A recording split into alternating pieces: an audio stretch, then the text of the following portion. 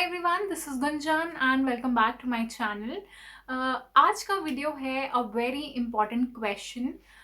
आई feel ये बहुत ही interesting question है जो आप लोग में से किसी ने ही पूछा था मुझसे।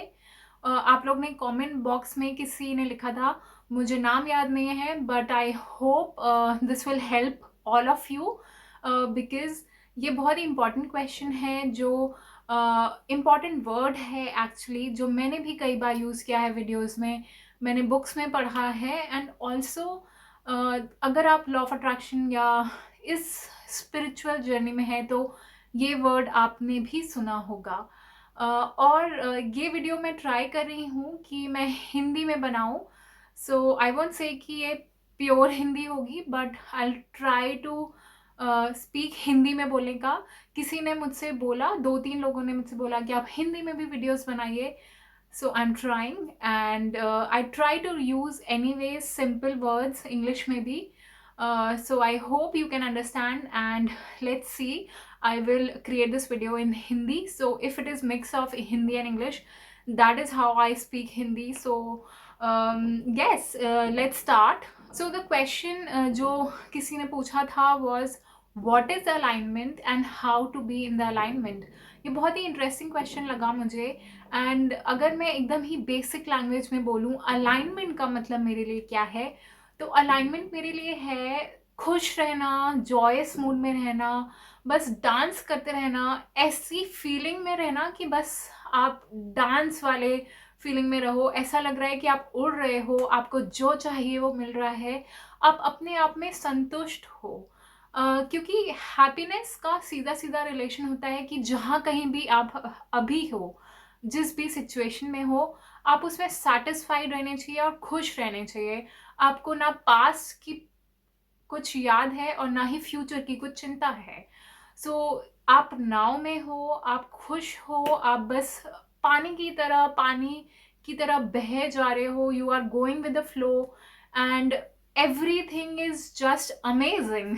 सो ये है मेरे लिए बेसिक मीनिंग ऑफ अलाइनमेंट। और अगर हम इसको थोड़ा डिटेल में जाएं तो हमारा लॉ ऑफ यूनिवर्स कहता है कि इस दुनिया में आप आए हो तो it is your right, it is your right, ये आपका हक है कि हम खुश रहें, हम सक्सेसफुल रहें, हमारे सारे रिलेशन अच्छे रहें, हम संतुष्ट रहें, हम हेल्दी स्टेट में रहें। और ये पॉसिबल है बिकॉज यूनिवर्स जब किसी एक इंसान को भेजता है, एक सोल को धरती पे भेजता है, तो वो खुश ही, एक बच्चा जो रहता है वो बहुत ही प्योर सोल रहता है, बहुत ही नेचुरल स्टेट में रहता है।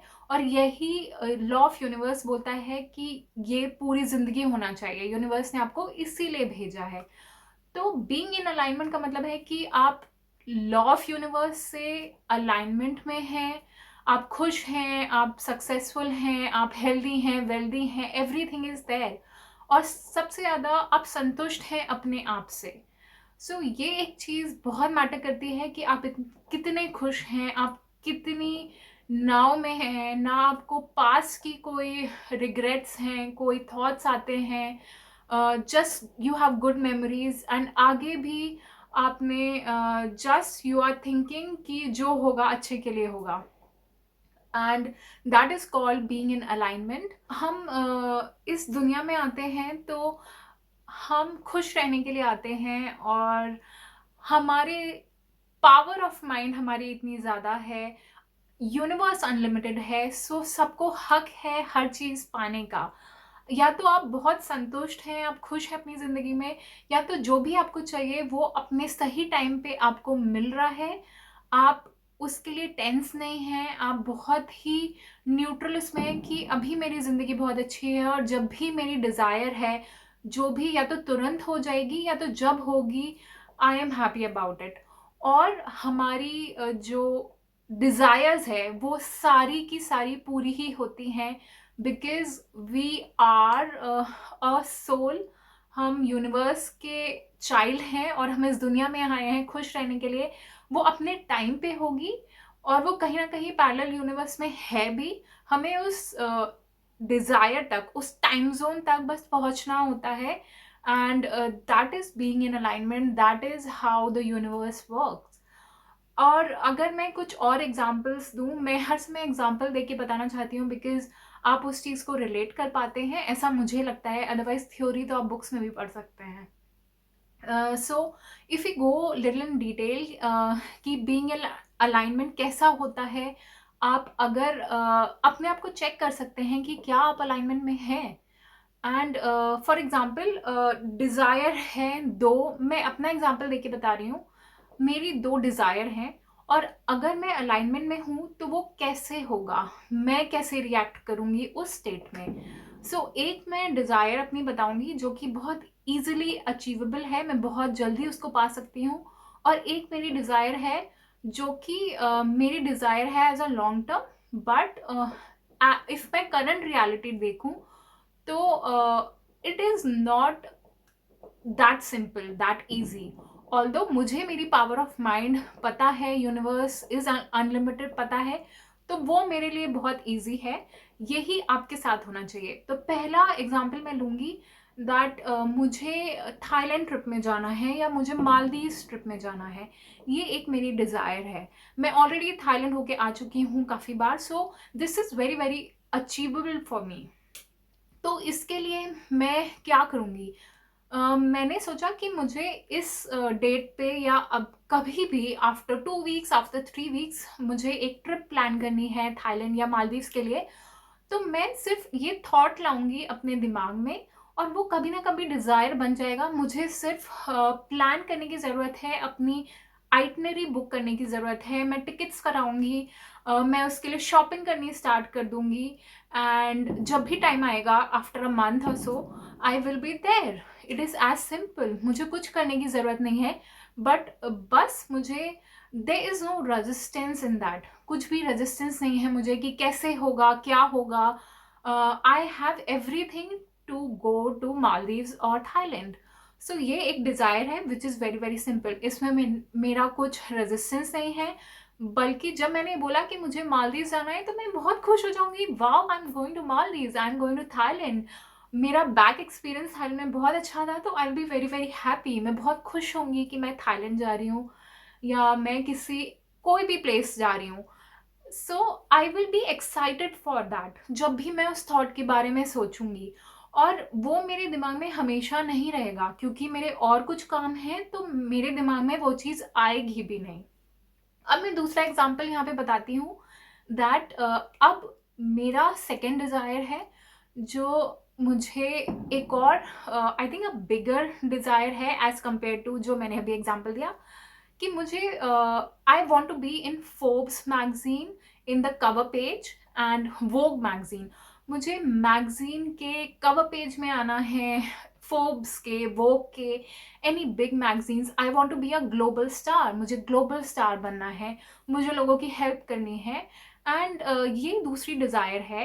तो अगर मैं अलाइनमेंट में हूँ, तो मेरे अंदर कोई भी रेजिस्टेंस नहीं रहेगा। मैं हमेशा ये नहीं सोचती रहूँगी कि यार अभी मैं ये कर रही हूँ, so how can I achieve that big goal? वो बिग गोल मैं कैसे अचीव कर पाऊँगी? वो बहुत बड़ा है as compare to my current reality. मेरी करंट रियलिटी से बहुत बड़ा है, ये मैं कभी भी नहीं सोचूँगी। इस सिचुएशन में मैं अपनी करंट रियलिटी भूल जाऊँगी कि मेरी करंट रियलिटी क्या है। ऑल्दो उसमें अभी डिफरेंस है, हो सकता है वो चीज़ कल ही पॉसिबल हो सकता है 1 ईयर के अंदर हो, या आई डोंट नो वो कहीं न कहीं पैरेलल यूनिवर्स में है बिकॉज़ वो मेरे थॉट में आई। सेम एज़ मुझे थाईलैंड या मालदीव्स की ट्रिप आई, वो भी 1 महीने के अंदर हो जाएगी और ये भी अपने टाइमलाइन के हिसाब से हो जाएगी बिकॉज़ दैट एक्सिस्ट। तो इसके अंदर मेरे अंदर कुछ भी रेजिस्टेंस नहीं आएगा इसमें। तो इस केस में अगर मैं बीइंग इन अलाइनमेंट हूँ तो I will be very happy. जैसे मैं मालदीव्स के बारे में सोच के खुश हुई थी, मैंने वहाँ सोच लिया था कि what I am gonna eat, what I am gonna do. मैं अपने सारी शॉपिंग करी थी, I was planning my day. इस दिन मैं यहाँ जाऊँगी, इस दिन मैं ये खाऊँगी, इस दिन मैं ये क्लोथ्स आई विल वेयर, ये मेरा वार्डरोब होगा, मैं कौन-सा हैंडबैग लेके जाऊँगी, everything, everything I was planning. Similarly फिर अगर मेरे अंदर कोई रेजिस्टेंस नहीं है तो if I am being in alignment, मैं उसके बारे में सोचूंगी कि व्हाट विल आई वेयर, मैं कैसी दिखूंगी, मैं फॉर्मल पहनूंगी, इनफॉर्मल पहनूंगी, कैजुअल पहनूंगी, what will be my hair like, and I'll tie my hair, what jewelries will be there, और जो टैगलाइन होती है मैगजीन में वो क्या होगी, और मैं सबसे पहले किसको बताऊंगी, and I be so excited about it. So अगर मैं बीइंग इन अलाइनमेंट में हूँ तो मेरा रेजिस्टेंस दोनों के लिए ज़ीरो होगा, एंड दोनों के लिए मैं उतनी ही एक्साइटेड रहूंगी. और मैं हर बार इस चीज़ को सोचती नहीं रहूंगी कि ये कब होगा, ये कब होगा, बिकॉज ये होने ही वाला है, because it's a thought. Your thought is a reality at some point. It is as simple as that. आपकी थॉट कहीं ना कहीं रियलिटी है, आपको बस टाइम ट्रैवल करना होता है. So being in alignment, I think इससे अच्छा example, I think being in alignment का ये बहुत ही सिंपल एग्जाम्पल था कि आप बस खुश रहिए, आपकी जो डिज़ायर है उसके लिए कोई रेजिस्टेंस मत रखिए, और लेट गो भी कर दीजिए जब भी आपको लगे कि fine, you can't think about every time, right. और अगर वो थॉट भी आता है तो उस टाइम पे ये सोच लीजिए कि यूनिवर्स तो अनलिमिटेड है, हमारी ब्रेन ही वही है, वो ही ब्रेन हर ह्यूमन के पास है जो एक सक्सेसफुल बिलियनर के पास है, ओपरा के पास है, शाहरुख खान, प्रियंका चोपड़ा के पास है, वही मेरे पास है. तो जब वो कर सकते हैं तो मैं भी कर सकती हूँ. जब वो ग्लोबल मैगजीन में आ सकते हैं तो मैं भी आ सकती हूँ. और उसके लिए I am doing things, I am helping people, I am being happy. जो भी मुझे करना है, I am just following my impulses, and I am just being on the right path, without any resistance, just being in the flow. बस जो भी आ रहा है मैं उसको ओके हाँ करके आगे बस चलती जा रही हूँ. एंड यू नेवर नो कब ये कहाँ पॉसिबल हो जाएगा. एंड सो आपकी अगर कोई डिज़ायर है और आपको अगर ऐसा लगता है कि ये पॉसिबल है या नहीं, तो आप सरेंडर कर दीजिए यूनिवर्स के साथ, क्योंकि यूनिवर्स वो करेगा ही. यू विल बी हैप्पी, आपका राइट है हैप्पी रहना, खुश रहना. ज़िंदगी में आए हैं अगर आप तो so just be happy. And जहाँ कहीं भी हैं आप खुश रहिए, संतोष में रहिए, कंटेंट रहिए अपनी ज़िंदगी के साथ. जो भी हो रहा है अच्छे के लिए होगा. एंड एट द लास्ट मुझे बस ये बोलना है about, and at the end I just want to say कि अगर आपकी थॉट प्रोसेस में ये आता भी है कि एक्सपीरियंस के हिसाब से अगर आप नेगेटिव चेन में आ रहे हैं, तो just convert your negative thoughts to a positive thoughts, और वो कब रियलिटी बन जाएगा आपको पता भी नहीं चलेगा. So I think this was it. I hope this helps, and I will just say that please be happy, please be content. अपने आप से प्यार करिए. ज़िंदगी एक है और एक दिन, एक पल, हर समय निकल रहा है. हमारे पास एक ज़िंदगी होती है और हमें इतना खुश रहना चाहिए कि अगला मोमेंट जब आए तो हमें कोई रिग्रेट ना रहे. हमें बस ये लगे कि वाह क्या ज़िंदगी है, ज़िंदगी इतनी अच्छे से जी है मैंने. और आगे की जब आप ये सोच के चलते हैं तो आगे की ज़िंदगी डेफिनेटली बहुत ही अच्छी होगी, क्योंकि हमारा ब्रेन ही एक्सपीरियंसेस पे काम करता है. I hope this helps, and thank you very much for watching. I will see you guys soon.